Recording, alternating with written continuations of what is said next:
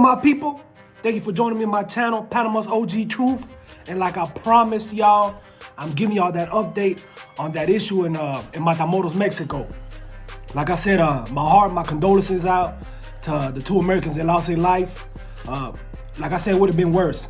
And I thank God that at least Ms. McGee and Mr. Eric Williams, their life was spared and they're back up here with their families and to resume life. You know, like I said, let it be a lesson learned. It's a cautionary tale. But did y'all see the kind of games the cartel plays? And this is what you call damage control. This is what you call PR, public relations. This is how you try to change the heat that the U.S. government is putting on the Mexican government to arrest and crack down on the Gulf cartel and the group that supposedly is responsible for this.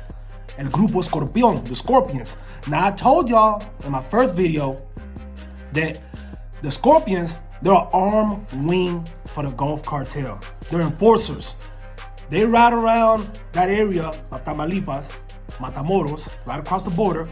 And what they do is put in work to keep rivals, other cartels, from invading the territory that the Matamoros faction controls, La Plaza. That's their plaza.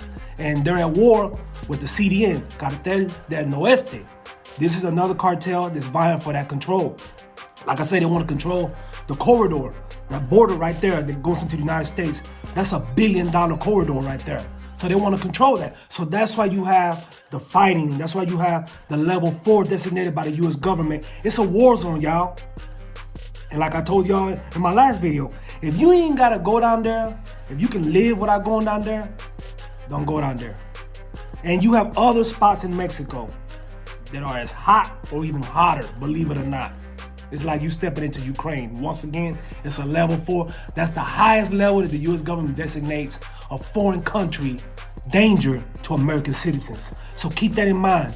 Spring break right around the corner. We got hundreds of thousands of people that are gonna be flocking to Mexico. Beware. Pay attention to your surroundings. And not just Mexico, any Latin American, any Caribbean country, beware.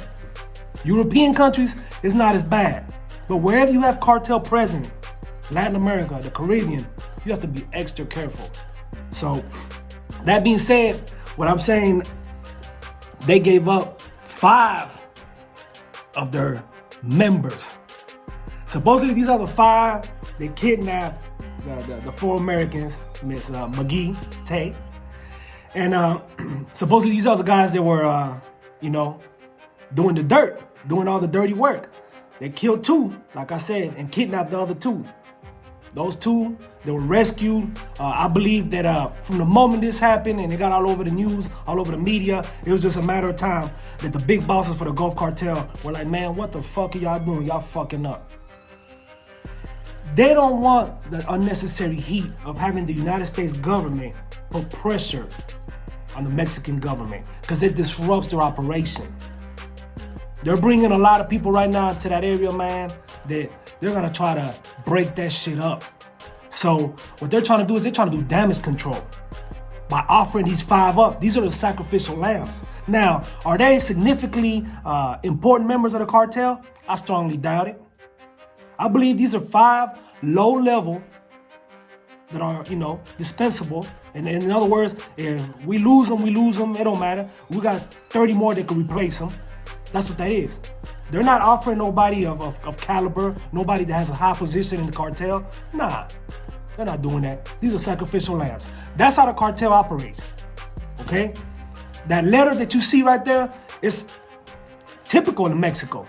They use that system, they call them narco mantas, to threaten people, to threaten rival cartels, hell, even to threaten the police, the military, and then they use it when they want to dissociate, when they want to say, you know what, we don't have nothing to do with that. In that case, they're saying that these members were undisciplined. And I can believe that. Like I said, 98% of these cats, they're all suited and booted, full of that good cocaine. That's what they do, all right? They're high as fuck. So when they go out there and they do their little drills, they're high. It makes it easy for them to squeeze the trigger. That's the sicario mentality, you know? So these are just low-level people, man. They're just doing this to keep the heat down, which I don't know if it's gonna work. I think it's too late. I think there's damage has been done, and now you have the United States, the Justice Department, the DEA, even the FBI that's gonna be cracking down on these people. I mean, like I said, if I'm the Plaza boss for the Go Cartel and Matamoros, I'm mad than a motherfucker. I'm like literally, I'm going down the line and like, who the hell brought these people in? Like, who let these people use our name? Because it's not looking too good. And a lot of heads are gonna roll. So this is the game that they play. This is what they signed up for. All I'm saying is, for my people that are going overseas, spring break, summertime vacations, whatever, be aware of your surroundings. Pay attention to your surroundings. Don't be a victim. It's easy to fall victim when you go somewhere and you're not familiar with where you at. But if you put yourself out there, they'll get you. So pay attention to your surroundings. Keep your head on the swivel, like they say. At the end of the day, safety first. Everything else, it can wait. Much love. I appreciate y'all. Man, look, as shit comes up, I'll bring it to y'all, man. Believe me when I tell you. I have a different perspective. My ears is always to the street. I'm gonna leave it at that. Much love. God bless. Thank you for joining me. Panama's OG Truth.